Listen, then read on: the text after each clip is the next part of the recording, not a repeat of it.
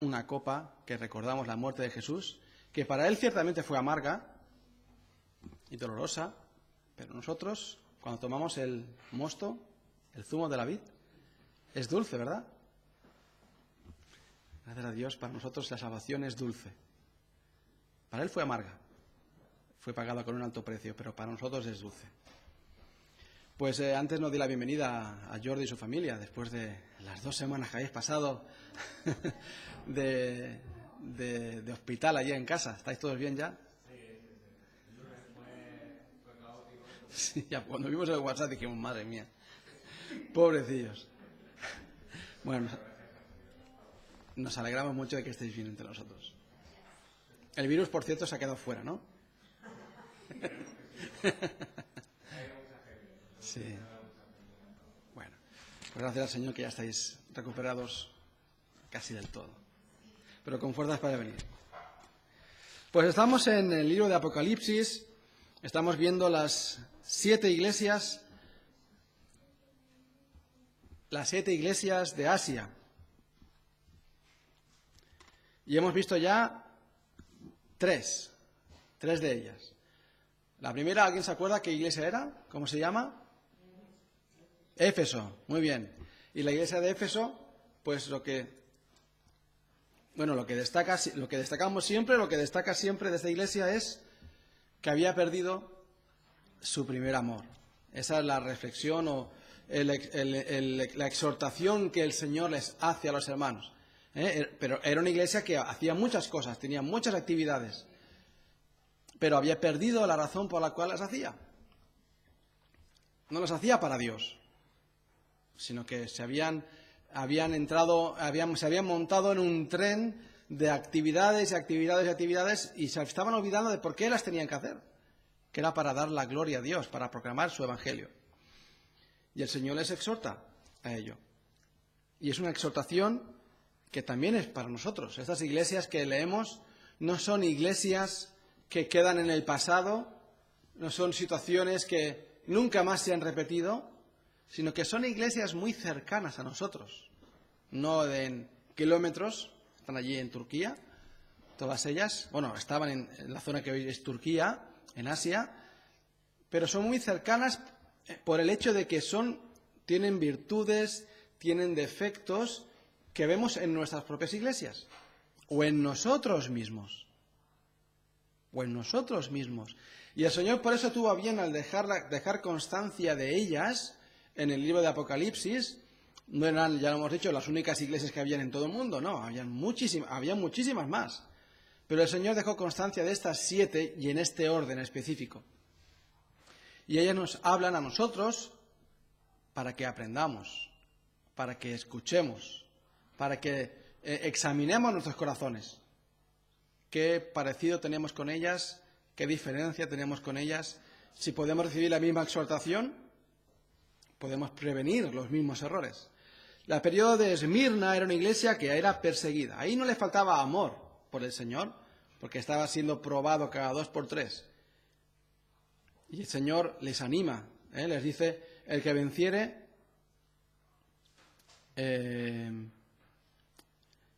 al que venciere no sufrirá daño, no lo encontraba, el que venciere no sufrirá daño de la segunda muerte, que esa es más importante, esa es más seria que la muerte física que podemos leer, que podemos encontrar en este mundo, la muerte eterna. Gracias a Dios que por la sangre de Cristo tenemos asegurada la vida eterna.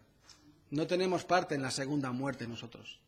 A nosotros no nos va a afectar ya nada, porque tenemos asegurada la vida eterna. También encontramos la iglesia de Pérgamo, donde estaba establecido allí, en esa ciudad, en Pérgamo, el trono de Satanás. Y allí estaba esa iglesia, allí en medio, firme y fiel, los hermanos fieles.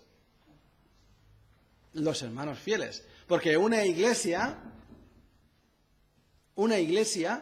local está compuesta por personas que se supone que serán creyentes, pero quizás todas no son creyentes. Quizás no todas son salvas. Y hoy veremos un poco también en la iglesia que toca hoy, la de Tiatira. Esta iglesia de Pérgamo tenía un buen grupo de hermanos fieles, incluso alguno, como el tal Antipas, un testigo del Señor, un mártir del Señor, que dio su vida por el Señor. Y aquí habían dos errores, dos corrientes de error. Una, la de los que retenían la doctrina de Balaam. La doctrina de Balaam, que son aquellos que enseñaba a poner tropiezo ante los hijos de Israel, a comer cosas sacrificadas a los ídolos y a cometer fornicación. Estaban intentando juntar las costumbres del mundo con la Iglesia. Y Pablo ya había advertido a los corintios: ¿qué concordia tiene Cristo con Belial? No os unáis en yugo desigual. Y eso lo aplicamos tanto a nuestras relaciones de matrimonio, que hace un creyente con una persona inconversa. No pueden formar una familia. Pueden, pero que lo que salga de allí no se sabe qué saldrá de allí. Al igual el marido se convierte o la mujer se convierte, al igual no. Y eso acaba mal. Porque o tú dejas de ir a la iglesia, de seguir al Señor, para no estar enfadado todo el día con tu esposo, con tu esposa, y cuando vienen los hijos, ¿qué pasaría, no? Etcétera, etcétera. O, otra cosa, hacerte socio con un inconverso y llevar a medias un negocio. Es peligroso. Poder hacerse, se puede hacer, pero es muy peligroso. Y la Biblia nos anima a no hacerlo. Nos exhorta a no juntarnos en yugo desigual, a juntarnos con personas que no tienen el mismo sentir, los mismos principios que nosotros. No tienen la misma intención en su vida de alabar a Dios con sus acciones, de tener un buen testimonio a los que nos rodean. Y había otra doctrina, y esta doctrina, aunque las dos eran malas, obviamente, pero el Señor habla de esta bastante fuerte. Dice: la doctrina de los nicolaitas, la que yo aborrezco. ¿Qué pasa? ¿La de Balaam no la aborrecía el Señor? Sí, claro, pero de esta lo dice bien claramente, la cual yo aborrezco. Y era un sistema, se cree que era un sistema en el cual, como el nombre propio indica, el vencer sobre el pueblo era la distinción entre, Nicolás significa eso, el vencer sobre el pueblo, victoria sobre el pueblo. La distinción entre el clero, o lo que se llamaría el clero, aquellos que tienen acceso a la palabra de Dios y pueden interpretarla y enseñarla, y los que no pueden hacerlo, los laicos. El clero y los laicos. Eso venía de una corriente que se llama el gnosticismo, en los cuales ellos enseñaban, y Juan el apóstol habla contra ellos, advierte contra ellos en la epístola de primera de Juan, que ellos enseñaban de que existe un conocimiento superior, un conocimiento que está más allá. Y habían diferentes corrientes dentro de esta filosofía, de esta doctrina. Una de ellas era que, y eso lo aplicaremos hoy también en la iglesia de Tiatira, que lo físico, lo palpable, lo carnal, la carne, podía separarla de lo espiritual. La carne, todo lo de la carne era malo. Lo único bueno era de lo espiritual.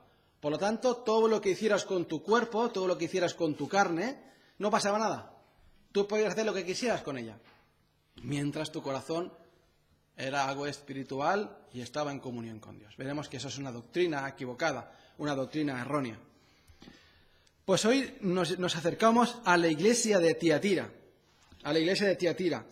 y esta ciudad realmente no era muy importante. Hemos visto Éfeso, una ciudad comercial, una ciudad portuaria. Esmirna también era algo así parecido. La iglesia de Pérgamo era la capital, pero Tiatira era una ciudad un poco sin importancia, o la menos importante de estas 7 que tenemos aquí en la epístola de Apocalipsis, de las menos importantes. Lo que pasa es que por allí pasaba un camino principal que unía o que llevaba el comercio hasta Asia. Entonces era una ciudad con mucho negocio y muchos comercios y muchos oficios.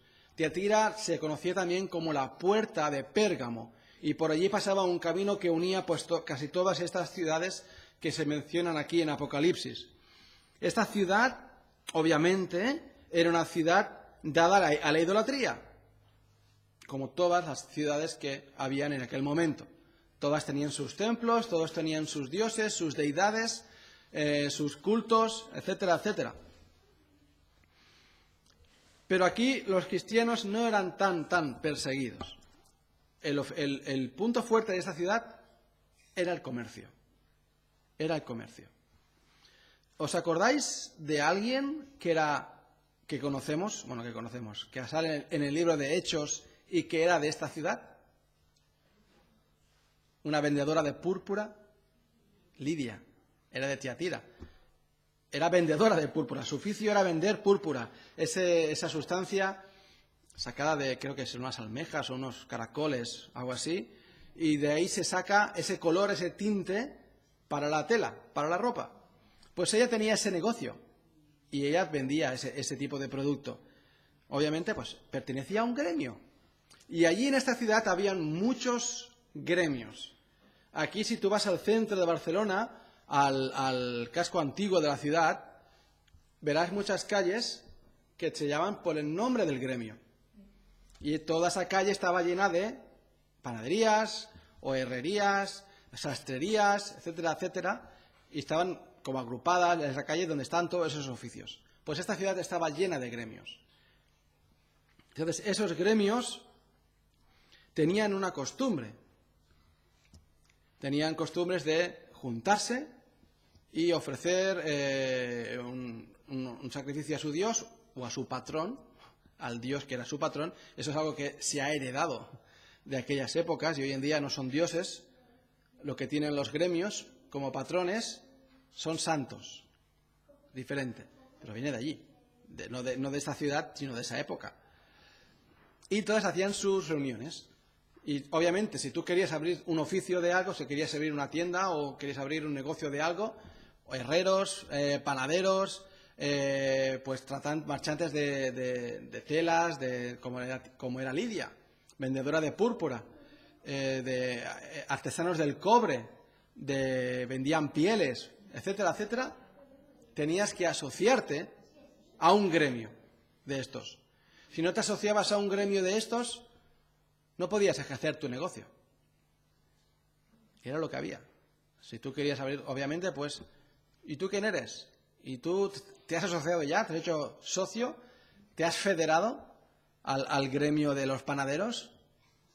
Pues no, yo acabo de llegar. No, tú no puedes abrir una tienda aquí si no te has asociado al gremio. Tienes que tener nuestro sello en tu tienda para abrir tu negocio. Bueno, hasta ahí no hay, parece que no hay ningún problema, ¿verdad? Pero estos gremios, pues obviamente tenían sus costumbres y se reunían de vez en cuando, se hacían su sacrificio a su dios, a su patrón, y después hacían su celebración, sus comidas, etcétera, que degeneraban en borracheras, en orgías, etcétera, etcétera, etcétera. Y ahí la pregunta está, ¿un cristiano puede estar allí en medio de las cosas? Pero entonces no puedo abrir mi negocio. Entonces no puedo vivir en esta ciudad, porque esta ciudad vive del comercio. Pues el mensaje a la iglesia de Tiatira comienza con la presentación del Señor Jesucristo. Y es la única ocasión en la que se le presenta de este modo tan explícito el Hijo de Dios. El Hijo de Dios. Que es una presentación muy clara de quién es Jesucristo. Sin lugar a dudas está hablando de su deidad, el Hijo de Dios. Hasta ahora había empezado el que tiene las 7 estrellas en su diestra, el primero y el postrero, el que tiene la espada aguda de 2 filos. Ahora se menciona al Señor Jesucristo, se presenta al Señor Jesucristo como el Hijo de Dios. Y es la única vez que se presenta así al Señor Jesucristo en todo el libro de Apocalipsis, de una forma tan explícita, hablando de su deidad, el Hijo de Dios. Pero no solamente se presenta así, sino que lo describe de una forma especial. Y cada forma en la que se presenta el Señor tiene que ver con posición de la iglesia, con lo que sucedía en esa iglesia. ¿Os acordáis? La semana pasada estábamos hablando de que el Señor Jesucristo se presenta como el que tiene la espada aguda de 2 filos. Había sido pasado este hermano Antipas por la espada, pero el Señor Jesucristo es la espada aguda de 2 filos. Y esa espada aguda penetra hasta partir el alma, las coyunturas, discernir todo lo que hay en el corazón. Esa iglesia estaba representada, o su Dios es el que tenía la espada verdadera, no el gobernador. ¿Os acordáis que los gobernadores romanos se definían por 2 formas, los que tenían el poder de la espada y los que no? Este rey, el rey de reyes, tiene la espada definitiva, en la cual ningún corazón puede permanecer delante de él sin mostrar todo lo que hay dentro de él. Pero aquí el Señor Jesús se presenta como el que tiene ojos como llama de fuego y pies semejantes al bronce bruñido. Aquel que tiene ojos como llama de fuego. Esto nos habla como aquel que puede ver el corazón y el pecado. Si vamos un momento hasta el final de lo que hemos... no lo hemos leído, ¿verdad que no? Este pasaje, vamos a leerlo. Versículo 18. Y escribe el ángel de la iglesia en Tiatira, el Hijo de Dios, el que tiene ojos como llama de fuego y pies semejantes al bronce bruñido, dice esto: yo conozco tus obras y amor y fe y servicio y tu paciencia, y que tus obras postreras son más que las primeras. Pero tengo unas pocas cosas contra ti, que toleras que esa mujer Jezabel, que se dice profetisa, enseñe y seduzca a mis siervos a fornicar y a comer cosas sacrificadas a los ídolos. Y le he dado tiempo para que se arrepienta, pero no quiere arrepentirse de su fornicación. He aquí, yo la arrojo en cama, y en gran tribulación a los que con ella adulteran, si no se arrepienten de las obras de ella. Y a sus hijos heriré de muerte, y todas las iglesias sabrán que yo soy el que escudriña la mente y el corazón, y os daré a cada uno según vuestras obras.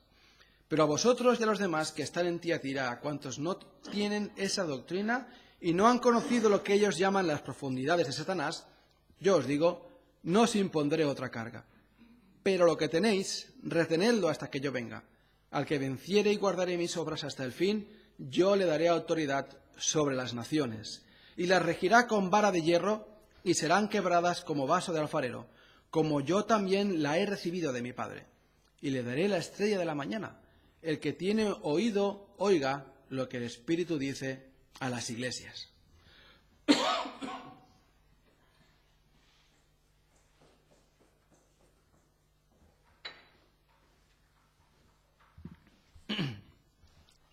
Pues aquí tenemos al Señor Jesucristo,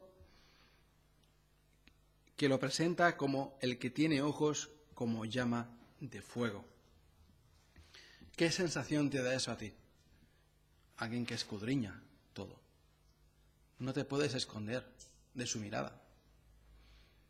El fuego lo prueba todo, ¿verdad? El fuego lo prueba todo. El oro se purifica con fuego.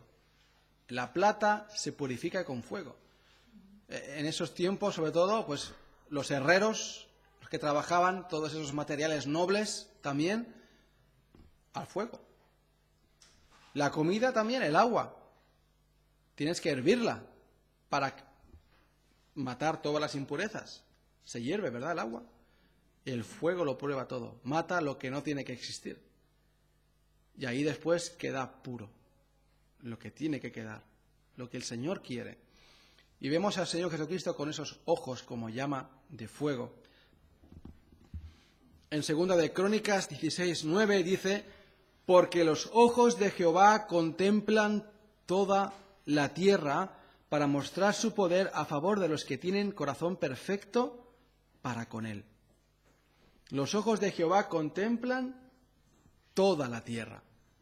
También en Proverbios 15:3 leemos: los ojos de Jehová están en todo lugar, mirando a los malos y a los buenos. El Salmo 7:9 leemos: fenezca ahora la maldad de los inicuos, mas establece tú al justo, porque el Dios justo prueba la mente y el corazón. Todos hemos pasado, ¿verdad?, alguna vez, o quizás la mayoría, cuando hemos ido al aeropuerto, hemos pasado nuestras maletas, nuestras bolsas de mano, por un aparato en el cual te miran los rayos X. Por rayos X te miran lo que hay dentro. Miran si llevas armas, explosivos, bombonas de gas, todo lo que no se puede llevar. Por si acaso, no sabes leer y te has llevado el butanillo para hacer, sí, para hacerte para calentarte la leche en el avión. Yo me acuerdo una vez, yo llevo un cinturón de aquellos que se cierran así, que son como de hierro por eso. Y pitaba todo el rato. Cuando el muchacho me dice, ¿puedes por favor quitarte el cinturón? Que me parece que es el cinturón tuyo que quita. Bueno, pues ahí están esos guardias mirando los rayos X, lo que hay dentro, ¿verdad? Tú no lo ves, no lo vemos nosotros lo que hay dentro. Desde fuera no se ve. Algo parecido. O así el Señor tiene su vista con nosotros. Así se presenta el Señor. No hay cosa que se pueda ocultar al Señor. Y ahí están esos ojos, como con llama de fuego, mirando y escudriñando lo que hay en el corazón, verdaderamente. Porque la apariencia es una cosa, pero el interior es otra. Samuel lo aprendió cuando estuvo en casa de Elí, de Isaí, el padre de David. Decía siempre, este será el Señor a quien escoja. Pero al final escogió al más pequeño de todos, al que estaba cuidando las ovejas, a David, porque el Señor escudriña el corazón. Jonás quiso escaparse de Dios y no pudo. Incluso dentro del vientre del gran pez, cuando Jonás estuvo orando, desde allí el Señor lo escuchó. Escuchó su oración. Escondido dentro de un pez, dentro del agua del mar, no sé qué profundidad, y lleno de pecado, estaba Jonás, desobedeciendo al Señor. Pero el Señor escuchó su oración y perdonó a Jonás y lo llevó a tierra firme. Y el Señor se presenta a esta iglesia como el que tiene ojos como llama de fuego. Había cosas que destapar en esta iglesia. Habían cosas que manifestar en esta iglesia. También se presenta como aquel que tiene pies semejantes al bronce bruñido. ¿Os acordáis la estatua de Nabucodonosor? Los pies eran de hierro mezclado con barro, en el cual cuando cayó esa piedra, destrozó esos pies, los muslos, la cintura, el pecho, la cabeza, todo lo destrozó, porque derrumbó la base de esa estatua. Pero el Señor tiene los pies como de bronce bruñido, ese bronce preparado para pisar esas, dice el versículo,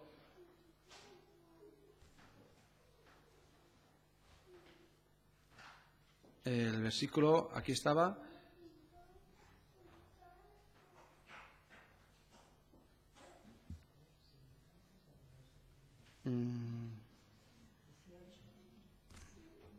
no, sí, eso lo dice el 18. No está aquí, no. El versículo 23 habla de la mente y el corazón.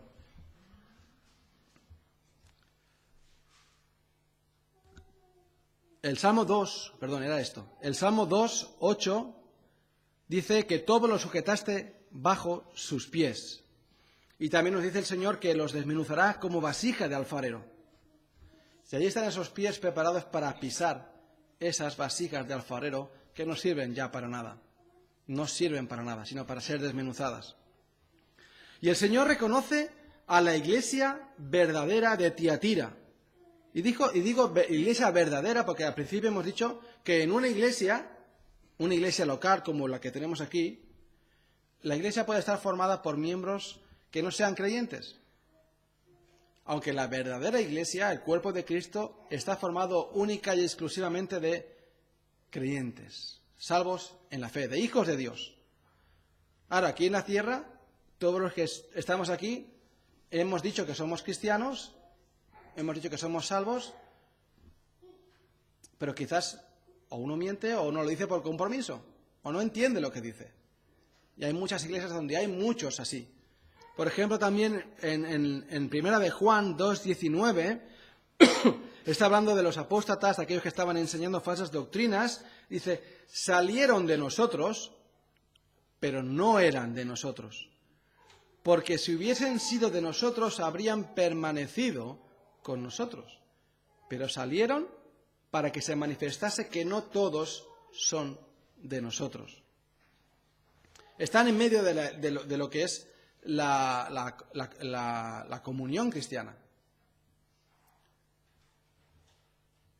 En medio de la iglesia. Se reúnen, cantan, incluso se pueden bautizar, incluso hasta pueden predicar, pero no son salvos. No han entendido el mensaje del Evangelio. Y están en medio.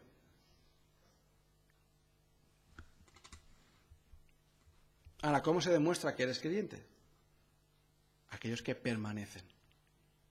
Como dice aquí, salieron de nosotros porque no eran de nosotros. Si hubieran sido de nosotros, habrían permanecido con nosotros. Habrían permanecido. Ahí está la evidencia de que uno es creyente, que permanece. O una de las evidencias, que permanece. Pero a esta iglesia del Señor, a la verdadera iglesia,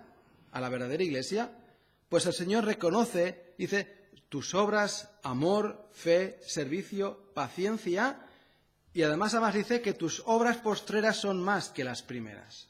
Y aquí me recordaba un poco a este versículo, la composición de este versículo, a lo que Pedro dice en su epístola, en Primera de Pedro, capítulo 1, versículos 5 al 7. Vosotros también, poniendo toda diligencia, por esto mismo añadid a vuestra fe virtud, a la virtud conocimiento, al conocimiento dominio propio, al dominio propio paciencia, a la paciencia piedad, a la piedad afecto fraternal, y al afecto fraternal amor. Y aquí no es que sea una escalera o un proceso, pero que todas estas virtudes o todas estas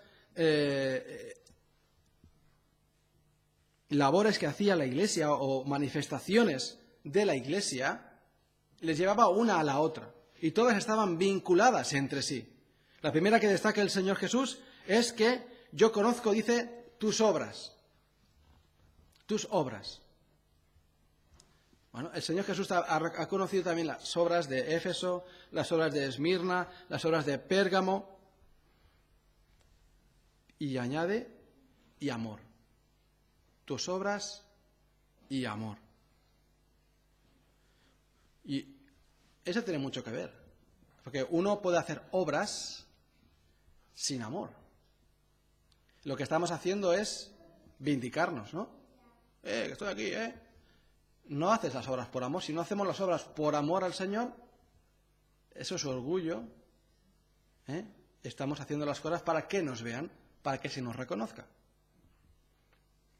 El Señor conoce nuestras obras, dice, y amor. Ese amor que debemos de poner también en las obras que hacemos. ¿Por qué las hacemos? Y en 1 Corintios capítulo 13, que dice, nos recuerda, si no tenemos amor, da igual lo que hagamos, no sirve de nada, es hueco, está vacío. Y además de todo esto, dice, y fe. Y fe. Obras, amor y fe. Esa fe nos está hablando de esa lealtad que estos hermanos tenían por el Señor. No una fe que les llevó solamente al punto de salvación, sino una fe que les hacía permanecer en medio de una situación difícil para ellos, contraria para ellos, una fe que les hacía permanecer mirando al Señor Jesús, puestos los ojos en Jesús, el autor y consumador de la fe. Obras, amor, fe, servicio. Servicio. Y esas obras se convertían también en servicio a los demás. En preocuparse por los hermanos que habían en la iglesia, en la congregación, o las personas que habían a su alrededor.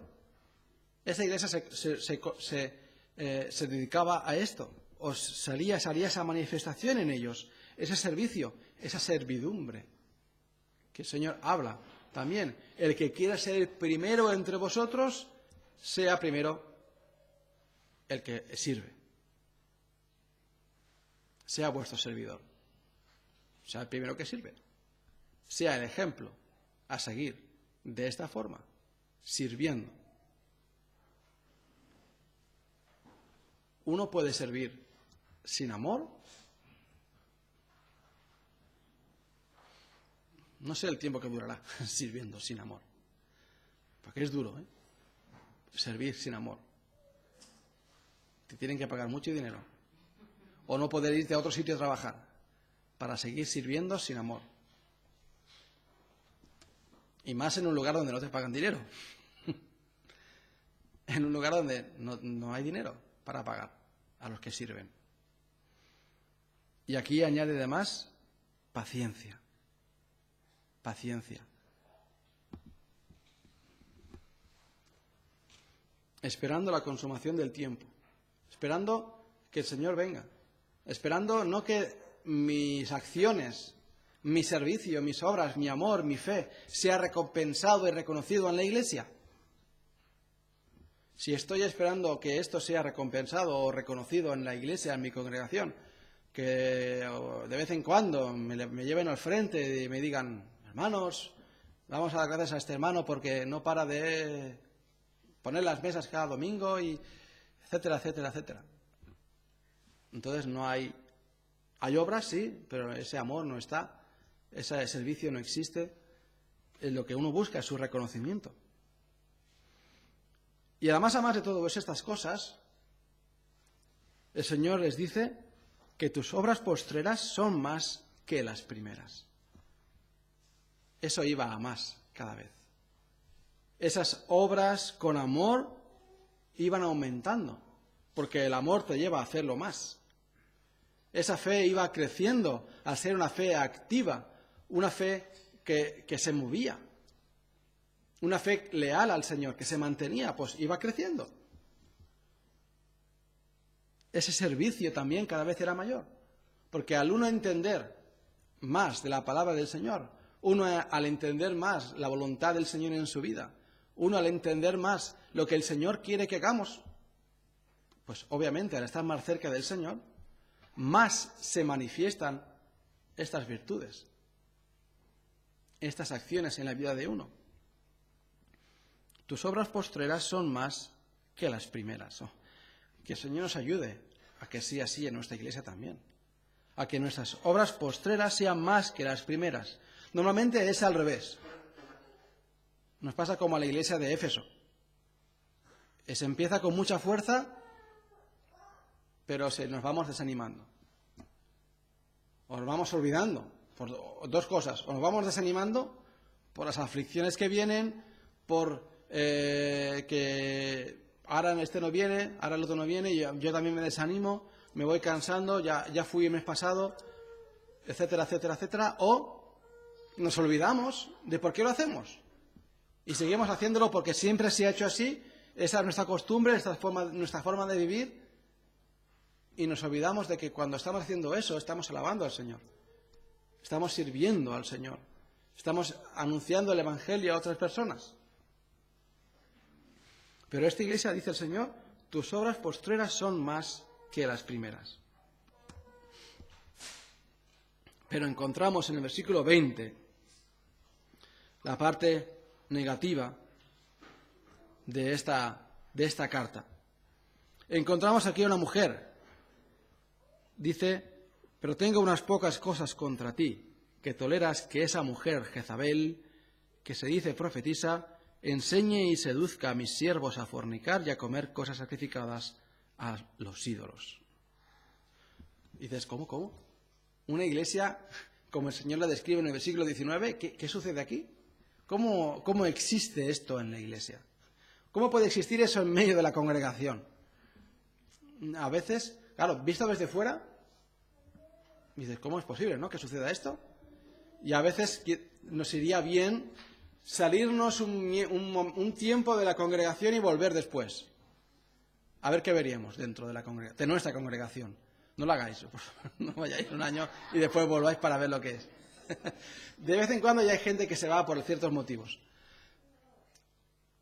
Pero a veces pasa eso. Y Pablo escribía a los corintios y les exhortaba también porque allí en medio había un pecado bastante flagrante. Y el Señor Jesús aquí les advierte. Dice, ¿toleras que esa mujer Jezabel, que se dice profetisa, enseñe y seduzca a mis siervos a fornicar y a comer cosas sacrificadas a los ídolos? El problema no es que era profetisa o se llamara profetisa. En el Nuevo Testamento hay diferentes mujeres que eran profetisas. Las hijas de Felipe, tenía 4, si no recuerdo mal, 4 hijas vírgenes que eran profetisas. Y creo que había otra más. Y en el Antiguo Testamento creo que había alguna más también. Ese no era el problema. El problema es que era una falsa profetisa. Era una falsa profetisa. Y para entender un poco el contexto tenemos que recordar lo que hemos dicho al principio, de la situación en la que había en esa ciudad, Tiatira. Una ciudad en la cual pasaba un camino o estaba al lado de un camino importante, una ruta de comercio que unía Asia con el imperio. Y allí cada uno en esa ciudad estaba asociado a un gremio. Si tú querías vivir allí, necesitabas vivir, de algo vivirías. Y esa ciudad vivía de los oficios que allí estaban. Y cada oficio estaba asociado a un gremio. El gremio de los panaderos, el gremio de los herreros, de los que trabajaban el cobre, de los que trabajaban con pieles, el gremio de los que hacían púrpura o de los que trabajaban con telas, etcétera, etcétera, etcétera. Y cada uno de ellos que se asociaba al gremio, tenía que estar asociado al gremio, pues hacían sus reuniones en el templo de la diosa o del dios que tocaba, de su patrón, o en algún otro sitio, pero se acostumbraba a hacer antes y después de la reunión un sacrificio al dios. Después hacían la comida y eso pues iba degenerando en una borrachera o en orgías, etcétera, etcétera, etcétera. Y claro, los cristianos ahí no querían estar. Su conciencia no les dejaba estar allí. Pero había una persona, en este caso una mujer, que enseñaba que no pasaba nada. No pasa nada. Una cosa es tu cuerpo y otra cosa es tu corazón. Tu corazón es del Señor. Pero tu cuerpo, tú puedes hacer lo que quieras con él. Al Señor no le importa eso. Porque es carne. La carne no va a entrar en el cielo. No te preocupes. La carne no va a entrar en el cielo. Todo se va a quedar, todo lo corrupto se queda aquí en la tierra. Todo va a quedar deshecho. Cuando morimos nos convertimos en polvo y ahí se acabó todo. Lo que importa es tu espíritu. Más o menos es algo cierto, ¿verdad? Pero no todo. No todo. Y allí estaba mezclando la verdad con el error. Y ahí estaban los gnósticos, que estaban enseñando esas filosofías que venían de antes, venían de más antiguo, separando lo espiritual de lo carnal. Y esta mujer estaba enseñando estas cosas. El nombre seguramente no era este. Ningún judío nombraría a su hija Jezabel, por lo que simbolizaba esa reina de Sidón, que fue la esposa del rey Acab, y que ella introdujo, bueno, si no estaba ya introducido, pues ella lo introdujo mucho más, la idolatría en la tierra de Israel, en las tribus del norte, en los tiempos del profeta Elías, y hizo atrocidades por allí, y persiguió a los profetas verdaderos que habían en Israel. Pues el Señor utiliza ese nombre, Jezabel, para describir a esta mujer. Jezabel.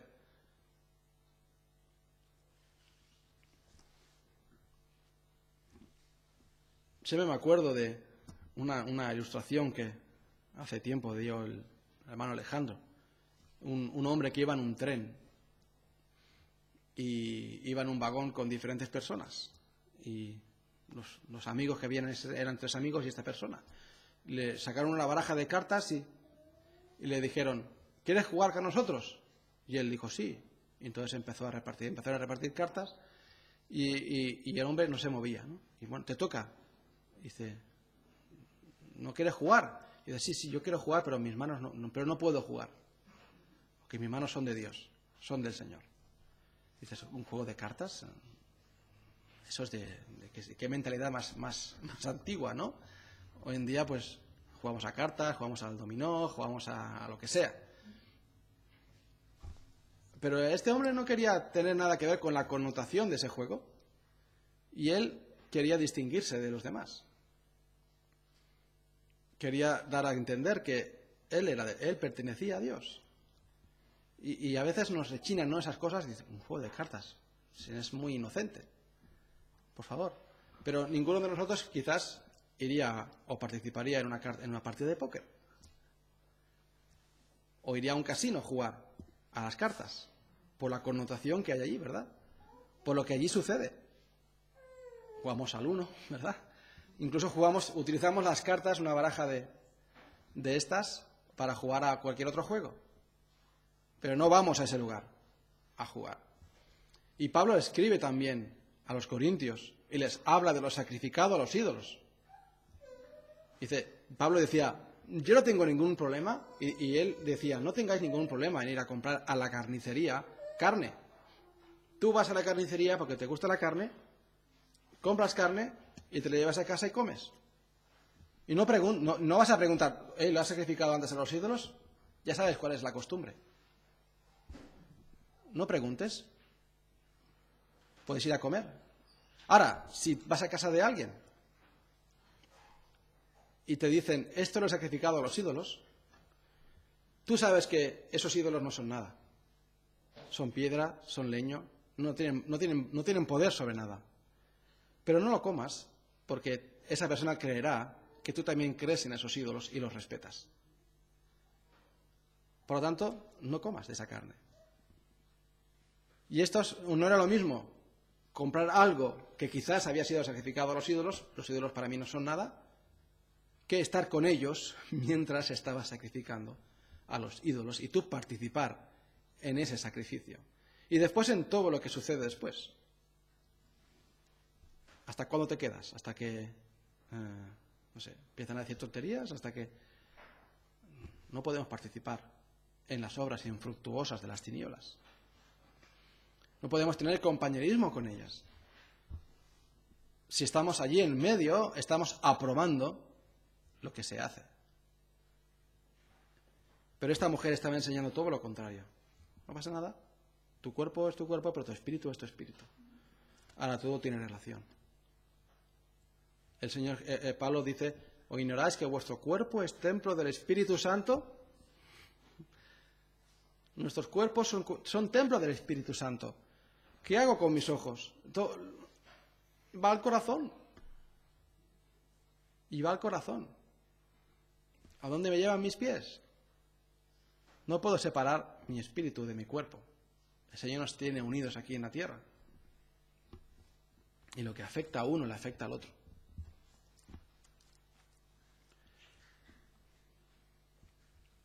A mí me sorprende también el versículo 21 que dice, y le he dado tiempo para que se arrepienta, pero no quiere arrepentirse de su fornicación.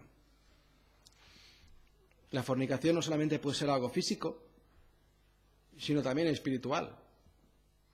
El Señor Jesús hablaba de aquel que mira a una mujer para desearla. No había hecho nada con ella, ni la había tocado siquiera, pero ya había adulterado con ella en su corazón. Y también fornicar en la Biblia es cuando uno va detrás de otros dioses. Cuando un verdadero hijo de Dios va detrás de otros dioses, o se aparta de Dios. La palabra de Dios utiliza esta palabra, fornicación. Pero dice, he aquí, le he dado tiempo para que se arrepienta, pero no quiere arrepentirse. Y horrenda cosa es caer en manos del Dios vivo. Y aquí yo la arrojo en cama y en gran tribulación a los que con ella adulteran, si no se arrepienten de las obras de ella. Y a sus hijos heriré de muerte, y todas las iglesias sabrán que yo soy el que escudriña la mente y el corazón. Y os daré a cada uno según vuestras obras. Allí está el Hijo de Dios, el que tiene ojos como llama de fuego, que escudriña la mente y el corazón. La mente y el corazón. El versículo 24 está hablando acerca de que, dice, ellos llaman las profundidades de Satanás. No han conocido lo que ellos llaman las profundidades de Satanás. Esta gente aún decía, se enorgullecían de que ellos conocían las profundidades de Satanás. Yo no sé qué orgullo puede haber en ello, qué bendición puede haber en ello, qué beneficio puede haber en ello. Yo prefiero conocer las alturas del conocimiento de Dios que las profundidades de Satanás. No hay nada bueno en que un cristiano conozca las profundidades de Satanás. Un cristiano tiene que preocuparse antes de conocer las alturas del conocimiento de Dios. Y Satanás es muy astuto también, porque Satanás le dijo a Adán y Eva, seréis como Dios, si comiereis del fruto del bien y del mal. Y en cierta manera fueron como Dios, pero para nada como Satanás se lo dijo, porque Dios sabe la diferencia entre el bien y el mal, pero no por experiencia. El hombre lo sabe por experiencia. Y al conocer por experiencia el mal, se apartó de Dios. Y eso produjo una división entre el hombre y Dios. Por lo tanto, el hombre no llegó a ser como Dios. Esa mentira de Satanás, que en principio era para hacer algo bueno, fue todo lo contrario. Al igual que esas personas que ellos decían conocer las profundidades de Satanás para algo bueno para ellos. Así nos libraremos de él. Lo estás cambiando al revés. Cuanto menos, mejor. Cuanto menos, mejor. Cuanto más lejos, mejor. Nuestros esfuerzos, tenemos de emplear nuestro tiempo, nuestra energía en conocer, en examinar, en profundizar en la altura del conocimiento de Cristo.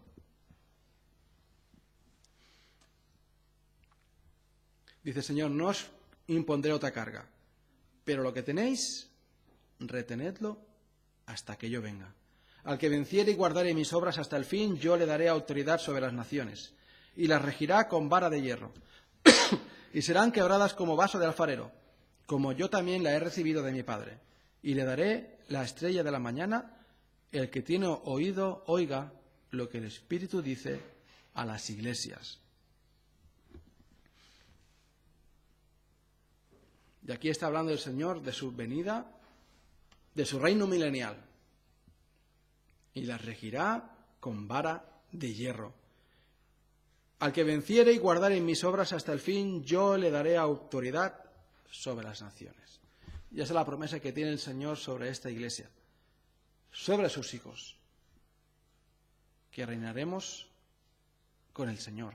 Yo le daré autoridad sobre las naciones y las regirá con vara de hierro. Pues aprendamos de las cosas buenas que tenía esta iglesia, sus obras, su amor, fe, servicio y paciencia, y que sus obras eran mayor las postreras que las primeras. Tus obras postreras son más que las primeras. Que el Señor nos ayude y nos proteja de las falsas enseñanzas, de las filosofías que se introducen en las iglesias, y que podamos tener su luz para ver en su palabra su verdad y poder aplicarla en nuestras vidas. Padre Celestial, gracias te damos por tu palabra, gracias te damos, Señor, por el mensaje que tenemos de ella. Ayúdenos, Señor, a vivir para ti. Lo pedimos en el nombre de Jesús. Amén.